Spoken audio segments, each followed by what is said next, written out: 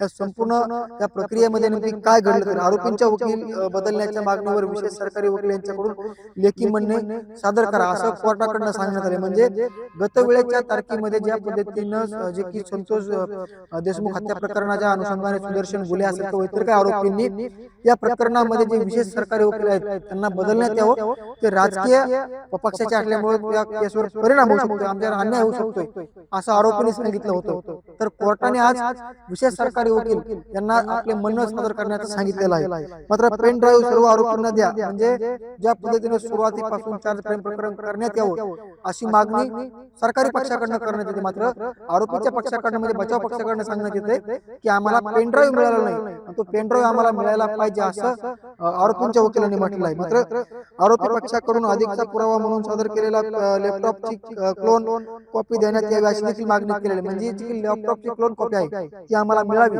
असं आरोपींचं म्हणणं आहे। मात्र 15 दिवसाच्या मध्ये सादर करा, म्हणजे ज्या पद्धतीने प्रकरण घडलं, ज्या पद्धतीने आरोपींकडनं म्हणण्यात आहे, म्हणजे 15 दिवसामध्ये आम्ही सादर करू असं या ठिकाणी संपूर्ण प्रक्रियामध्ये जे आहे सांगण्यात आलं आहे। म्हणजे ज्या पद्धतीनं पेन ड्राईव्ह आहे, पेन ड्राईव्हच्या कॉपी द्या असं कोण म्हणते, कोर्ट म्हणते। मात्र 15 दिवसामध्ये तपासी अधिकारी व सरकारी पक्षाकडून म्हणणे मांडले जाते, म्हणजे ज्या पद्धतीनं या संपूर्ण प्रक्रिया आहे, ज्या कॉपी आहेत त्या 15 दिवसात देऊ असं तपासी अधिकारी म्हटले आहेत। तर दुसरीकडे पाहायला गेलं तर सरकारी पक्षाकडनं सांगितलं आहे की 15 दिवसात आमचं जे काही म्हणणं आहे ते आम्ही सादर करू। मात्र संपूर्ण प्रक्रियेमध्ये पाहायला गेलं तर आपण बघू शकतो की लॅपटॉपचा डाटा कॉपी आम्हाला मिळायला हवा आहे असं आरोपीच्या पक्षाकडनं सांगितलं। त्याचबरोबर जे की डाटा आहे तो डाटा मागवलेला आहे, त्याचबरोबर 15 ते 20 दिवसात डाटा देऊ असं तपासी अधिकाऱ्यांनी सांगितलेलं आहे। मात्र 23 तारखेपर्यंत लॅपटॉप मधील सर्व कॉपी आरोपींना द्याव्यात असं कोर्टाने म्हटलेलं आहे। म्हणजे 15 दिवसामध्ये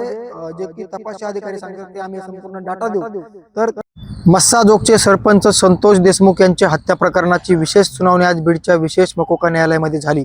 मात्र या सुनावणीमध्ये काय घडलं, संतोष देशमुख यांच्या हत्या प्रकरणाच्या अनेक सुनावण्या बीडच्या विशेष मकोका न्यायालयामध्ये पार पडल्या। मात्र या वेळेची सुनावणी थोडी महत्त्वाची होती, कारण संतोष देशमुख हत्या प्रकरण जे आहे आता चार्ज फ्रेम झालेले, प्रत्यक्षात साक्षी पुराव्याला संतोष देशमुख यांच्या हत्या प्रकरणाला सुरुवात झालेली आहे। मस्साजोगच्या सरपंच संतोष देशमुख यांच्या हत्या प्रकरणामध्ये मुख्य आरोपी वाल्मिक कराड याच्यासह विष्णू चाटे, सुदर्शन गुले, महेश केदार, जयराम चाटे, त्याचबरोबर प्रतीक घुले आणि या संपूर्ण आरोपींना आता ज्या पद्धतीने सुरुवातीला प्रकरण चार्ज फ्रेम करण्यात यावं या मसुद्याखाली, त्याचबरोबर आरोपींच्या वकिलांचं म्हणणं होतं की आम्हाला यामधले डिजिटल पुरावे आमच्यापर्यंत अद्यापपर्यंत हाती लागले म्हणून चार्ज फ्रेम करण्यात येऊ नये। दोन्ही बाजूंचा युक्तिवाद ऐकून घेत वेळेच्या तारखेस म्हणजे पाठीमागच्या तारखेस न्यायालयाने हे प्रकरण चार्ज फ्रेम केलं आहे। नमस्कार, मी योगेश काशीद, आपण बघताय साम टीव्ही।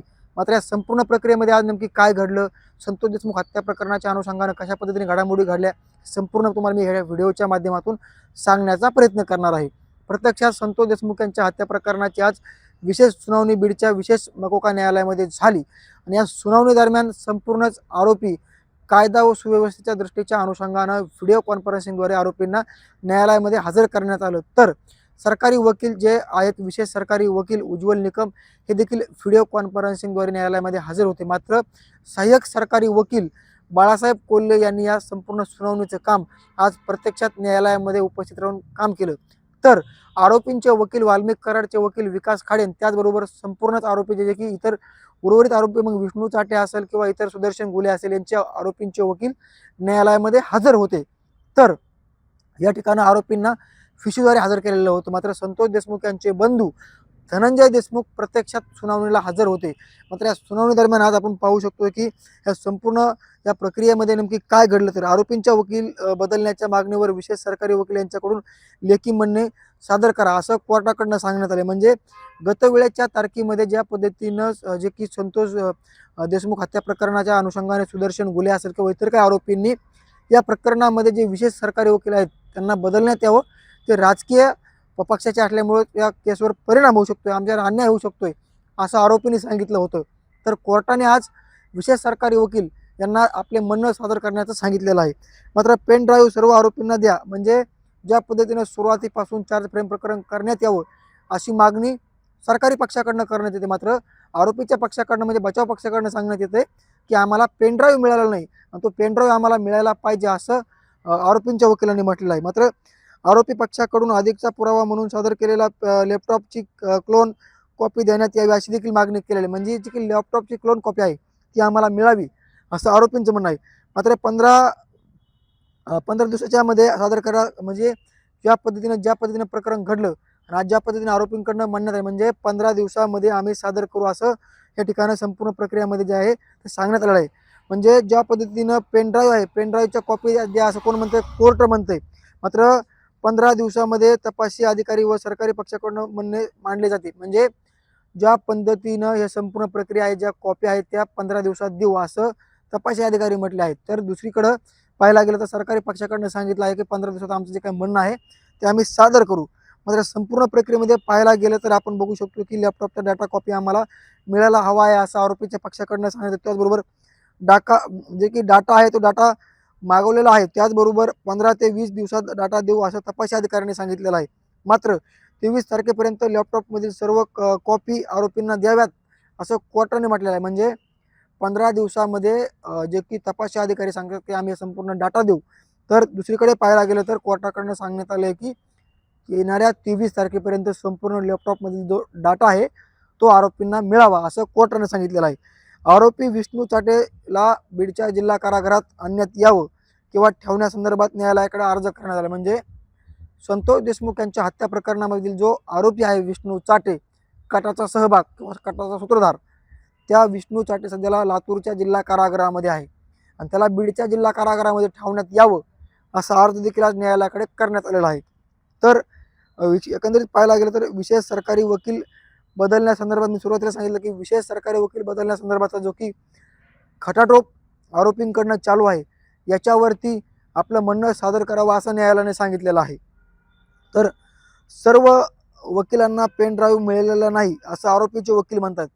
ज्या पद्धतीनं संतोष देशमुख हत्या प्रकरणामध्ये आरोपी वाल्मिक कराडचा वकील वेगळा आहे किंवा मग विष्णू चाटे असेल त्यांचे वकील वेगळे आहेत किंवा सुदर्शन गुलेचा वकील वेगळा आहे. सगळ्या या प्रकरणामध्ये वेगवेगळे वकील आहेत आणि सर्वच वकिलांना जो पेन ड्राईव्ह आहे तो मिळालेला नाही असं सांगण्यात आलेलं आहे. सर्व आरोपींना पेन ड्राईव्ह द्यावा असं कोर्टानं सांगितलेलं आहे. या संपूर्ण प्रक्रियेमध्ये पाहायला गेलं तर आज विशेष सुनावणी पार पडली आणि विशेषतः पाहायला गेलं तर जे साक्षी पुराव्या संदर्भाचे जे डॉक्युमेंट आहेत, जे साक्षी पुराव्याला या प्रकरणाला सुरुवात झालेली आहे, जे साक्षीदार आहेत या प्रकरणामध्ये गोपनीय जबाब ज्यांचा नोंदवलेला ते साक्षीदार असतील, तपासी अधिकारी असतील किंवा फिर्याददार असतील.